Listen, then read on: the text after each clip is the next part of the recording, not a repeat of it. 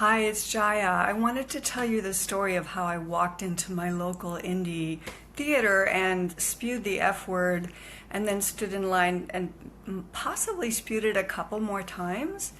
And how I was with that and how it was really all okay. And there was one sticky piece. So the reason I want to tell you about it is because I post sometimes about the whole what people think of me thing and how that disturbs us so and how hard it is to undo that. So I just want to tell you my little story here. So I got to the movie theater. I was really excited about going to see The Shape of Water because I'm in love with Sally Hawkins and I will watch anything with Octavia in it. So there I was, and it was just like my one chance that I've been working a lot of hours, and it was time to go to the movies, but something glitched me, and I got there late, and I had this cool fantasy that I would just swoop in, pay for my ticket, run in, wouldn't miss a beat. Except there were people in line. So I walked in and I spewed the F word because those people were in line. And then I spewed it again, and then I noticed that the people in line in front of me, 3 of them were in the client category. Isn't that cute? And actually, you know what? One of them was in the mom of client category. Even better. So there I was spewing the F word, and I thought, okay, well, first of all, just between me and me, I could get okay with it. I do not claim to be enlightened. It says even in my bio on my book Scooch that I do not aspire to enlightenment. I also wrote in that book about how the F word is my temple bell, and it alerts me. It calls me to the fact that I'm frustrated, I'm attached, whatever. It calls me back to, whoop, I'm thinking there's a problem. And that really supports my process. So no part of me has tried to get the F word out of my vocabulary. I'm a dyke. In my culture, we use the F word. I love that word. So, yeah, that was all cool. But those people who heard me say it, and, you know, they saw me be flustered. They saw me react to something. They saw me probably just not be who they think I am as Jaya the Trust Coach at the super cool indie theater where everybody is so lovely and amazing things happen. So that stayed with me. And, you know, as for my process, I just stood there choices, okay? I either leave now and go take a bath, watch something on Netflix that I won't miss the beginning of, or I go ahead and go through the line and see if, you know, I didn't miss anything. Possibly that's an option. Or go into the movie a little late, which I hate. In my 20s, I would not have allowed such a thing.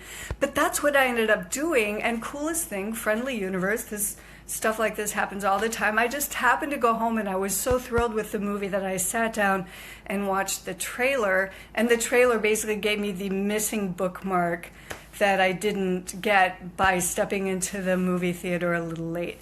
So life is good, all is complete. And then I got into bed still a little ruffled by the fact that people had seen me react in the particular way that I reacted. And then I felt it during the night when I woke up. And then I felt it again in the morning when I woke up. You know, that what they think of us thing is so big. So I actually love these opportunities because I get to be with myself. And I always say it comes up to clear out, not to show you what you're stuck with. So I get to work with it again when it shows up again. And so I got into bed last night thinking, sweetheart, lie in the arms of love. You're still worthy. Your life is worthy. The things you do are beautiful and worthwhile. Even if you get super attached to walking into a movie on time and spew the F word in the lobby at Cinemapolis. So I lay in the arms of love, and then I did that again when I woke up in the night. And then in the morning where I could see, oh, that's still with me, fascinating.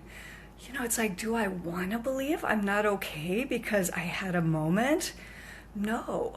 Do I want to just believe that I'm not okay because I'm carrying around a disrupted feeling? No.